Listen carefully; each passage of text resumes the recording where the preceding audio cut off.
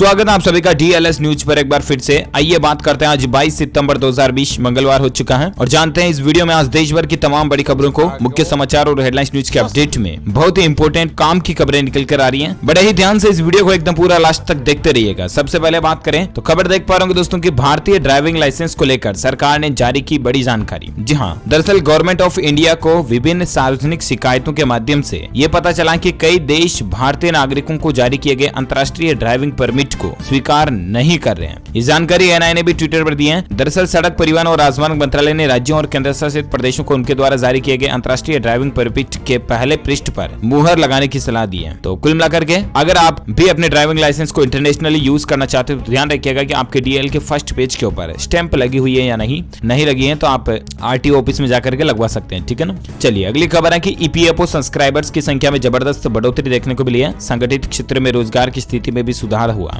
ताजा आंकड़ों से पता चला दोस्तों की ईपीएफओ से जुलाई में जुड़ने वाले सब्सक्राइबर्स बढ़कर 8.45 लाख पर जा पहुंचे हैं, जबकि जून 2020 में यह आंकड़ा 4.82 लाख था। कल ही जो नए ताजा जारी आंकड़े हुए हैं इसमें ये बात का पता चला है। चलिए साथ ही अगली खबर है कि मोदी कैबिनेट ने किसानों को तोहफा दिया है। गेहूं, चना जैसी सभी रबी के फसलों की एमएसपी में बढ़ोतरी की है और इससे किसानों को यह फायदा मिलेगा कि उनको उनकी फसल के उत्पादन का ज्यादा पैसा मिल पाएगा। दरअसल कृषि लागत एवं मूल्य आयोग की सिफारिशों को मानते हुए मोदी सरकार ने रबी की फसलों के न्यूनतम समर्थन मूल्य यानी कि एमएसपी में वृद्धि करने का फैसला कर लिया। आज सुबह ही प्रधानमंत्री जी ने साफ कर दिया था कि एमएसपी पहले की तरह ही चलने वाली है। किसानों की आमदनी 2022 तक दुगुनी करने के लक्ष्य को लेकर चल रही मोदी सरकार ने कृषि उत्पादों की बिक्री के लिए राज्यों के कृषि उपज विपणन समिति कानून के तहत संचालित मंडियों के अलावा एक वैकल्पिक चैनल मुहैया कराने के लिए भी नया कानून बनाया है। हाल ही में आपको पता होगा कि मोदी सरकार ने नया कृषि अधिनियम भी लोकसभा और राज्यसभा से संसद से पारित कर दिया था और ऐसे में दोस्तों अब आज गेहूं का एमएसपी 50 रुपए बढ़ाकर 1975 रुपए प्रति क्विंटल कर दिया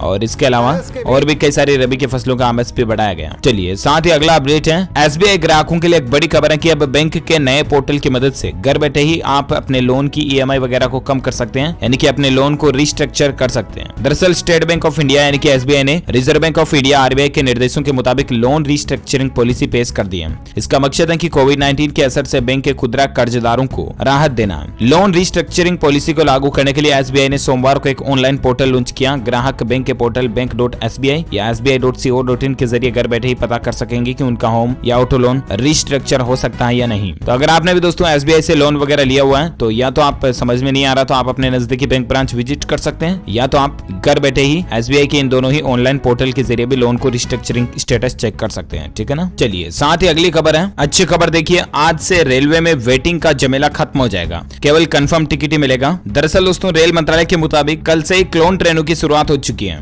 और ट्रेन में कंफर्म टिकट लेने के लिए आप जो परेशानी का सामना करते हैं वो अब आपको झंझट नहीं रहेगा, क्योंकि 40 नई क्लोन ट्रेनें चलने जा रही हैं। ये क्लोन ट्रेनें कहां से किस किस रूट पर चलेगी तो इसकी पूरी लिस्ट आप स्क्रीन पर देख सकते हैं। 20 रूट की लिस्ट दी हुई है। तो अब कुल मिलाकर के आपको रेलवे में आसानी से कंफर्म टिकट मिल जाएगा, है ना। इसके अलावा खबर है टेक न्यूज को लेकर अपडेट की, एक मोबाइल पर आसानी से अब आप 2 व्हाट्सएप अकाउंट चला पाएंगे। जल्द ही व्हाट्सएप में आपको ये कूल फीचर मिलने वाला है। हालांकि एंड्रॉइड में अभी भी कई सारी थर्ड पार्टी एप्स के जरिए आप मल्टीपल व्हाट्सएप अकाउंट या मल्टीपल किसी भी एप्स को यूज कर सकते हैं, राइट। लेकिन बहुत जल्द आपको ऑफिशियली व्हाट्सएप की तरफ से 2 अकाउंट यूज करने का फीचर मिलेगा। हालांकि अभी ये फीचर बीटा वर्जन में टेस्टिंग फेज में चल रहा है और बहुत जल्द आपको अपडेट में मिल जाएगा ये। चलिए साथ ही अगली खबर है कि लगातार 7वें साल भारत का सबसे वैल्यूएबल ब्रांड बन चुका है HDFC bank. India's most valuable brand में से एक बना है एचडीएफसी बैंक और लगातार 7वें साल भी ये रैंकिंग में वहीं पर है। चलिए साथ ही खबर है कि उत्तर प्रदेश की योगी आदित्यनाथ सरकार ने ऐलान किया, चेतन चौहान के नाम पर होगा मुरादाबाद का होमगार्ड प्रशिक्षण केंद्र। जी हां, यूपी गवर्नमेंट ने अपने पूर्व कैबिनेट मंत्री और पूर्व टेस्ट क्रिकेटर चेतन चौहान के नाम पर होमगार्ड प्रशिक्षण केंद्र मुरादाबाद का नाम करने का ऐलान किया है। योगी सरकार में मंत्री रहे चेतन चौहान का पिछले महीने कोरोना संक्रमित होने के कारण निधन हो गया था और इसी के चलते उन्हें ट्रिब्यूट देने के लिए योगी सरकार ने यह फैसला लिया है। चलिए साथ ही खबर है कि पहली बार 2 महिला अधिकारियों को इंडियन नेवी में अहम जिम्मेदारी मिली है। आपको भी जानकर गर्व होगा कि हमारी भारतीय लड़कियां, महिलाएं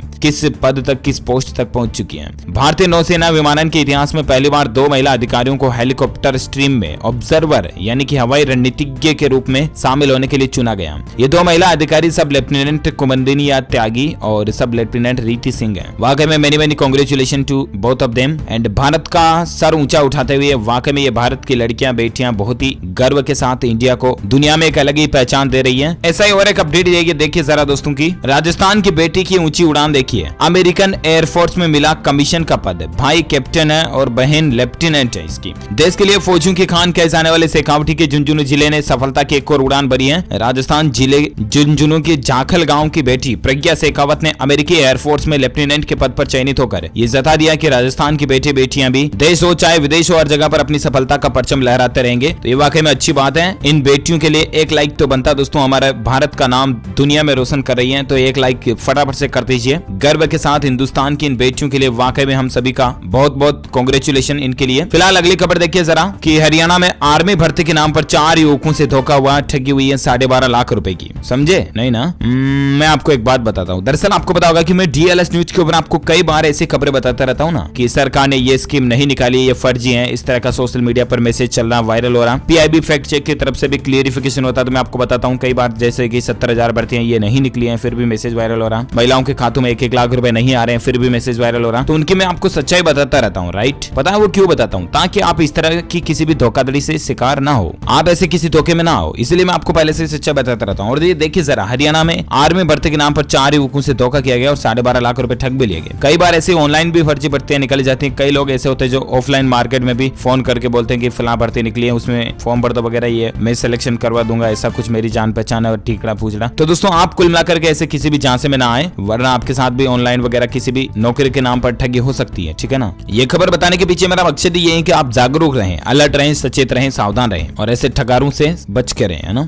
चलिए अगली खबर देखिए। बिहार में डिजिटल भविष्य का शुभारंभ हो चुका। प्रधानमंत्री नरेंद्र मोदी ने सौगात दी है। बिहार के सभी 45,945 गांवों को ऑप्टिकल फाइबर इंटरनेट से जोड़ने की परियोजना का शुभारंभ कल ही माननीय प्रधानमंत्री नरेंद्र मोदी ने किया है। इस परियोजना के तहत 1000 करोड़ रुपए की लागत से बिहार के सभी गांवों में ऑप्टिकल फाइबर केबल बिछाई जाएगी। तो ये वाकई में अच्छी बात है। चलिए साथ ही अगली खबर है दोस्तों की, भारत में 250 स्टोर खोलने जा रहा है जंबो किंग। हजारों लोगों को इससे रोजगार भी मिलेगा। जंबो किंग कंपनी जो है ना, पिज्जा बर्गर वगैरह ये बनाने वाली कंपनी, ये भारत में 250 अपने नए रेस्तरां के स्टोर्स खोलने जा रही है। आउटलेट्स खोलेगी तो अच्छी बात है, हजारों लोगों को रोजगार भी मिलेगा। चलिए साथ ही अगली खबर है कि एसबीआई लाइफ का बीमा पॉलिसियां अब यस बैंक भी बेच पाएगा। भारतीय एक्सा ने भी पेश की नई यूनिट लिंक्ड व्यक्तिगत बीमा योजना। जी हाँ, इंश्योरेंस को लेकर एक बड़ा अपडेट है कि एसबीआई लाइफ इंश्योरेंस ने यस बैंक के साथ एक इंश्योरेंस करार किया है। इसके तहत यस बैंक देश भर में एसबीआई लाइफ इंश्योरेंस के जीवन बीमा समाधान की पेशकश कर सकेगा और इस भागीदारी के तहत एसबीआई लाइफ के व्यक्तिगत और जीवन बीमा समाधानों की पेशकश 28 राज्यों और 8 संघ शासित प्रदेशों में यस बैंक के ग्राहकों को की जा सकेगी। तो ये अच्छी बात है। चलिए साथ ही अगली खबर है कि अटल सुरंग का उद्घाटन 3 अक्टूबर को करेंगे प्रधानमंत्री मोदी। अटल सुरंग क्या है तो मैं आपको बता दूं कि हिमाचल प्रदेश के रोहतांग दर्रे में करीब लगभग 10,000 फीट की ऊंचाई पर बनाई गई 9 किलोमीटर लंबी रणनीतिक अटल सुरंग का उद्घाटन 3 अक्टूबर को प्रधानमंत्री नरेंद्र मोदी करेंगे। ऊंचाई के लिहाज से ये दुनिया की पहली सुरंग है और ये सुरंग इसलिए भी महत्वपूर्ण है क्योंकि इससे पाकिस्तान चीन बॉर्डर पर भारत की ताकत बढ़ जाएगी। और इसके अलावा भी बता दूं मैं कि हिमाचल प्रदेश में ये दुनिया की सबसे लंबी सुरंग बनकर तैयार हो चुकी है। ये सुरंग खुलने से हिमाचल प्रदेश के लाहौल, स्पीति और लेह लद्दाख के बीच हर मौसम में सुचारू रहने वाला मार्ग मिल जाएगा। सर्दियों में भारी बर्फबारी के कारण 6 महीने तक इस हिस्से का देश के शेष भागों से संपर्क टूट जाता है, तो वो भी अब नहीं रहेगा। अटल टनल चालू हो चुकी है ना। चलिए साथ ही अगला अपडेट है कि सुप्रीम कोर्ट का बड़ा फैसला, कहा लोकतंत्र में संसद व सड़कों पर हो सकता है विरोध का प्रदर्शन। जहां सुप्रीम कोर्ट ने सोमवार को कहा दोस्तों कि संसदीय लोकतंत्र में संसद में और सड़कों पर विरोध प्रदर्शन हो सकता है, लेकिन सड़कों पर इसे शांतिपूर्ण होना चाहिए।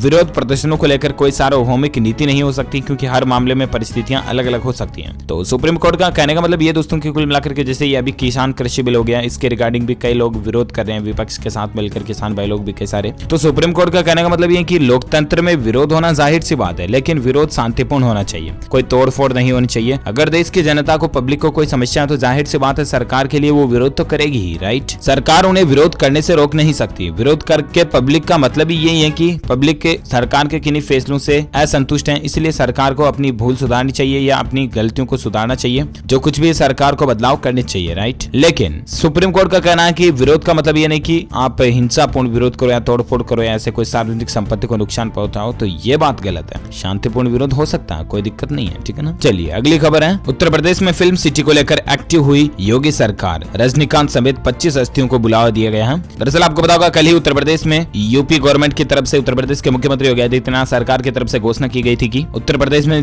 बॉलीवुड से भी बड़ी फिल्म सिटी बनाई जाएगी, राइट? लेकिन अब देखिए आज ही एक्शन में आ चुकी है सरकार। इस घोषणा के तुरंत बाद ही सरकार ने साउथ के सुपरस्टार रजनीकांत समेत 25 बड़ी फिल्म हस्तियों को पत्र लिखकर बुलाया भी है और फिल्म सिटी बनाने के लिए सुझाव भी मांगे हैं। अब देखते हैं आखिर कब तक मुख्यमंत्री योगी आदित्यनाथ सरकार इसके लिए काम चालू करती है, मिस्त्री वगैरह बुला के। तो जो कोई भी अपडेट आएगा मैं आपको बता दूंगा। फिलहाल अगली खबर है दोस्तों की झारखंड सरकार व अभ्यर्थियों को हाईकोर्ट से तगड़ा झटका लगा है। 17,572 शिक्षकों की नियुक्ति पर लगा ग्रहण। जी हाँ, झारखंड हाईकोर्ट ने सोमवार 21 अगस्त को राज्य सरकार को एक तगड़ा झटका दिया है। हाईकोर्ट के एक अहम फैसले से राज्य के आरक्षित 13 जिलों के हाई स्कूलों में 17,572 शिक्षकों की नियुक्ति की प्रक्रिया पर ग्रहण लग गया। माननीय हाईकोर्ट ने 17,572 शिक्षक नियुक्ति प्रक्रिया के लिए निकाले गए विज्ञापन को खारिज कर दिया है। और अब कुल मिलाकर के देखते हैं आगे और सरकार की तरफ से क्या फैसला आता है, इसको लेकर मैं आपको बता दूंगा अपडेट। फिलहाल अगली खबर देखिए जरा कि 53 करोड़ पशुओं को आधार नंबर देगी सरकार। इसके पीछे की वजह क्या? दरअसल देश में पशुओं को भी आधार नंबर देने का कार्य तेजी से चल रहा है। सरकार ने योजना का विस्तार करते हुए भेड़, बकरी, सुअर को भी पशु आधार देना शुरू कर दिया, जिससे कि अब देश में 53.5 करोड़ पशुओं को 12 अंकों का आधार कार्ड मिल सकेगा। पशुओं की उनकी गुणवत्ता, क्वालिटी, उनकी नस्ल और रोगों की पहचान के लिए आधार नंबर होना सुनिश्चित है। इसलिए सरकार उनका एक बड़ा डेटाबेस तैयार कर रही है। पशु संजीवनी योजना के तहत ये कार्यक्रम किया जा रहा है और जानकारी आप देख सकते हैं ज्यादा इसके बारे में। और चलिए अगली खबर देख सकते हैं कि मुंबई में एक्सचेंज बिल्डिंग की दूसरी मंजिल पर आग लगी और वहीं पर एनसीबी का दफ्तर भी है। दरअसल मुंबई का एनसीबी का दफ्तर बालाड पियर में स्थित एक्सचेंज बिल्डिंग में है और यहीं पर आग भी लगी है। आग पर काबू पाने का प्रयास किया जा रहा है। आशंका के कई अहम दस्तावेज भी इसमें जल सकते हैं, खास करके सुशांत सिंह राजपूत केस में ड्रग्स एंगल और रिया चक्रवर्ती और बॉलीवुड ड्रग्स कनेक्शन से संबंधित दस्तावेज भी इसी दफ्तर में रखे हैं। तो देखते हैं आगे और क्या अपडेट आता है, इसको लेकर मैं बताऊंगा आपको। चलिए फिलहाल अगली खबर देख सकते हैं कि दिल्ली, मुंबई और बेंगलुरु से दरभंगा के लिए जल्द ही शुरू हो रही नई फ्लाइट्स और टिकट बुकिंग भी इसको लेकर शुरू हो चुकी है। दरअसल 8 नवंबर से बिहार के दरभंगा से दिल्ली, मुंबई और बेंगलुरु के लिए डेली फ्लाइट शुरू हो जाएगी। बजट एयरलाइन स्पाइस जेट ने आज एक बयान जारी करके बात की जानकारी दी है। तो 8 नवंबर के बाद आप आसानी से हवाई यात्रा कर पाएंगे इन रूट से भी, ठीक है। और इसके साथ ही बॉलीवुड को लेकर कुछ अपडेट देख पाएंगे कि ड्रग्स केस में सामने आया सबसे बड़ा नाम। एनसीबी सूत्रों ने दीपिका पादुकोण का नाम भी कंफर्म किया है। जी हाँ, दरअसल सुशांत सिंह राजपूत मौत मामले से जुड़े ड्रग्स केस में और भी कई सारे फिल्मी सितारों का नाम जुड़ रहा है। सुशांत सिंह राजपूत की टैलेंट मैनेजर जया शाह के एक कथित चैट में डी और के नाम का जिक्र है। एनसीबी के सूत्रों के मुताबिक डी का मतलब दीपिका पादुकोण हो सकता है और के का मतलब करिश्मा, जया के एसोसिएट है।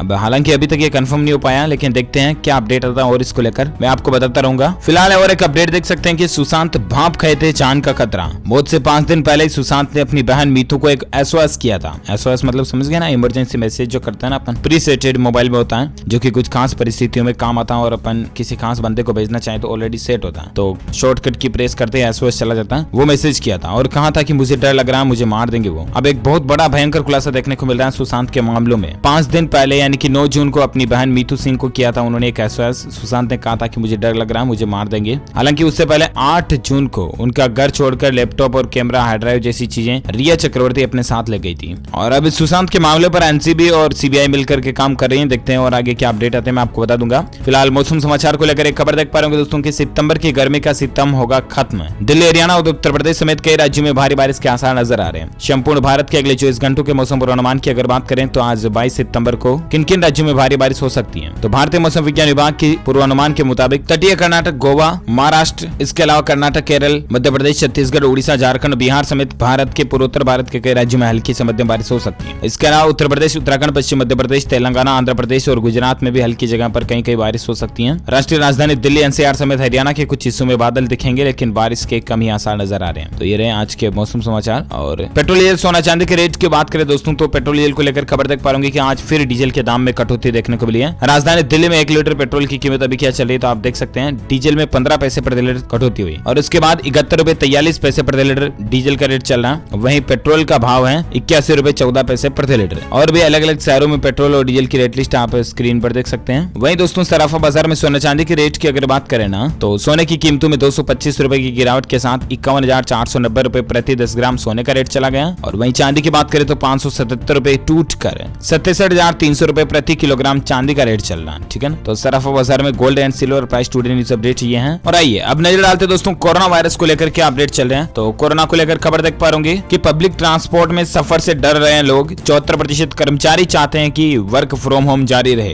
हाल ही में एक डेटा सर्वे में पता चला दोस्तों की 74% कर्मचारी जो है ना वो यही चाहते हैं कि वर्क फ्रॉम होम जारी रहे। देखते हैं आखिर कब तक ये रहता है। और एक बड़ी खबर देख सकते हैं दोस्तों की ओ ब्लड ग्रुप वालों को कोरोना संक्रमण का खतरा कम है, सबसे ज्यादा कारगर नहीं है वैक्सीन। आखिर कोरोना से जुड़ी ऐसी ही चौंकाने वाली रिसर्च के बारे में मैं आपको थोड़ी जानकारी बताता हूँ। कुछ 3 पॉइंट आप देख पा रहे होंगे। पहला है कि ओ प्लस ब्लड ग्रुप वालों को कोरोना का संक्रमण का खतरा सबसे ज्यादा कम है, पहली बात तो ये। दूसरा, यंग लोगों के हार्ट पर भी कोरोना का असर पड़ता है। तीसरा, मास्क देता है वैक्सीन से ज्यादा सुरक्षा। कोरोना से बचने के लिए आपको मास्क तो लगाना ही चाहिए, इसका मतलब है ना। चलिए साथ ही अगली खबर है कि एक नया नया इनोवेशन देखिए जरा, आप सैनिटाइजर को छूने की भी जरूरत नहीं होगी, फतेह बोलते ही स्प्रे आपके हाथ में आ जाएगा। चंडीगढ़ की एक अंशु शर्मा ने डेवलप किया वॉइस सेंसर वाला सैनिटाइजर, यानी कि आप जैसे बोलोगे आपके हाथ में डायरेक्ट सैनिटाइजर निकल करके आ जाएगा। इस तरह का वॉइस सेंसर लगा उसमें, ये वाकई में भारत का एक नया इनोवेशन है। और एक खबर देखिए, गाजियाबाद में 30 सितंबर तक धारा 144 लागू हो चुकी है, नियम तोड़ने पर सख्त कार्रवाई भी की जाएगी। दिल्ली, एनसीआर, गाजियाबाद में ये बढ़ते संक्रमण को देखते हुए प्रशासन की तरफ से फैसला लिया गया। गाजियाबाद ने दोस्तों कई राज्यों में जैसे कि छत्तीसगढ़ में, रायपुर में हो गया, या राजस्थान में भी कई सारे 11 जिलों में, कल ही मैंने आपको अपडेट बताया था कि लॉकडाउन और धारा 144 फिर से लागू की जा रही है कई जगहों पर, तो आप ध्यान रखिएगा।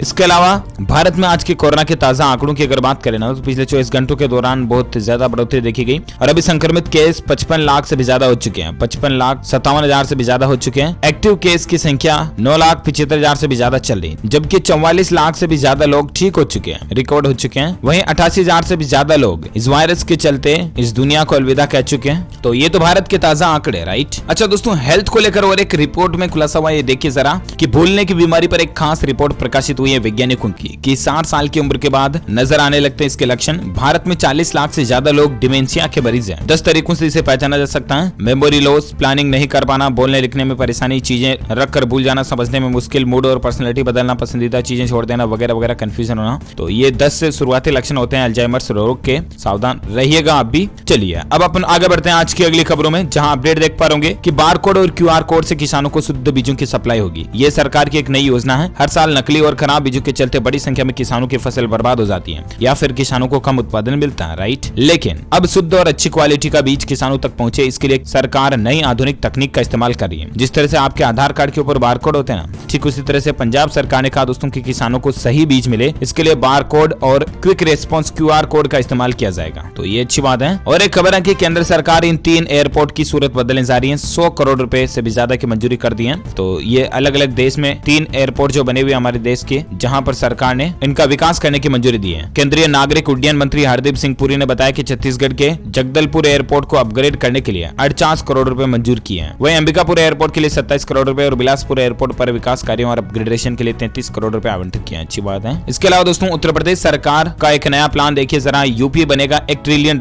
की अर्थव्यवस्था। योगी सरकार का एक मास्टर प्लान है। प्रधानमंत्री नरेंद्र मोदी ने भारत को 2024-25 में $5 ट्रिलियन की अर्थव्यवस्था बनाने के लक्ष्य को हासिल करने की बात की थी। इसी कड़ी में उत्तर प्रदेश में योगी आदित्यनाथ के नेतृत्व वाली बीजेपी सरकार ने पीएम मोदी के $5 ट्रिलियन के लक्ष्य में योगदान देने के प्रयास में यूपी की इकोनॉमी को $1 ट्रिलियन तक पहुंचाने का लक्ष्य रखा। तो ये अच्छी बात है। और साथ ही अगली खबर देखिए, कॉन्ट्रैक्ट वर्कर्स पर कंपनियों को फ्री हैंड देने की तैयारी में है केंद्र सरकार। कितनी भी बार बढ़ाया जा सकता है करार, इस तरह का भी नियम बनाने की प्लान बना रही है सरकार ने। चीन और वियतनाम के जैसे ही कॉन्ट्रैक्ट वर्कर्स को लेकर एक नियम बनाने की कोशिश की है। इतना ही नहीं, सरकार ने उस प्रावधान को भी हटा दिया जिसमें किसी भी कर्मचारी को कॉन्ट्रैक्ट वर्कर में तब्दील करने पर रोक की बात कही गई थी। तो अब ये नियम बनाने की सरकार प्लानिंग बना रही है। देखते हैं आखिर संसद में कब तक ये नियम पास हो पाते हैं। इसके अलावा कृषि विधेयक जो कल ही संसद से पारित हुआ था, इसको लेकर भी विपक्ष राष्ट्रपति से मिलने की प्लानिंग भी बना रहा है। बिल को मंजूरी नहीं देने की मांग करेगा। अब देखते हैं आगे क्या अपडेट आता है। और एक खबर है कि 5 साल के पहले ही आपको नौकरी छोड़ने पर भी ग्रेच्युटी मिल जाएगी। सोशल सिक्योरिटी कोड में नियम बदलने जा रहे हैं। मैंने आपको कल ही बताया था दोस्तों की सरकार ग्रेच्युटी के नियम को 1 साल का ही करने जा रही है, राइट। और ऐसे में अब 5 साल से पहले अगर आप नौकरी छोड़ भी देते हैं ना, तो भी आपको ग्रेच्युटी मिलती रहेगी। देखते हैं आखिर कब तक ये नियम फाइनली बन पाता है, मैं आपको अपडेट बता दूंगा। इसके अलावा यूएन में भारत ने पाकिस्तान को भी बेनकाब किया। मानवाधिकारों के आरोपों पर जमकर पाकिस्तान को खरी खोटी सुनाई। जिनेवा में जारी संयुक्त राष्ट्र मानवाधिकार परिषद के 45वें सत्र में भारत ने मानवाधिकार के मुद्दे पर पाकिस्तान को जमकर खरी खोटी सुनाई। पाकिस्तान के माजने ऐसे है ना, इसलिए। और एक खबर देखिए, 2021 में अपने पहले स्मार्ट ग्लास को लॉन्च करेगी फेसबुक। रे-बैन के साथ इसकी साझेदारी हुई है। एक स्मार्ट ग्लास होगा जिसमें टेक्नोलॉजी से फुलफिल्ड आपको सारी चीजें दिखेगी। सोशल मीडिया दिग्गज फेसबुक ने अपना पहला स्मार्ट ग्लासेज लॉन्च करने की योजना बना ली है। कंपनी ने रे-बैन के निर्माता लक्ष्योटिका के साथ एक साझेदारी की है और देखते हैं आखिर कब तक किस क्वालिटी के साथ में आ पाता है।